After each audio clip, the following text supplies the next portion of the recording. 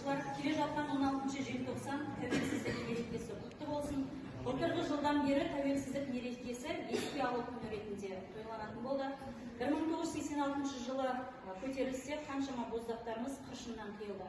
Сол боздақтарымыздың бірі Қайрат Рысқұлбековтың ақтық сөзіне бастайды. Ақтық сөз.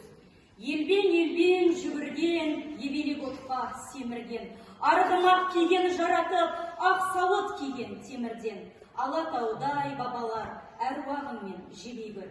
Олы Ленин бабамыз қатарға тең деп тартқан соң, Компартия басқарып, достық отын жаққан соң, аға деді орысты, әділ деді жаққан соң.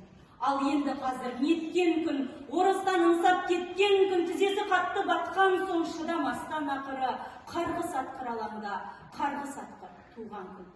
Қаймана қазақ қамышын, қарусыз шықтық алаңға, алыстан әскер алдырып, қырып салды табанда.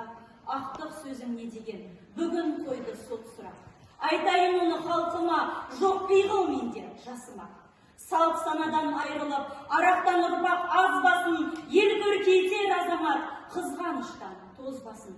Абай туған жерінде, бомбасын атым жармасын, құлпы тасты қиратып, өлігімді қазбасын. Ақтық сөзде енді мен сотқа да бір айтайын. Күнәдан таза басым бар, 21-де жасым бар, қасқалдақтай қаным бар, бозторғайдай жаным бар, алам десем алындар. Қайрат деген атым бар, қазақ деген затым бар, еркек тоқты құрбанды атам десем атымдар.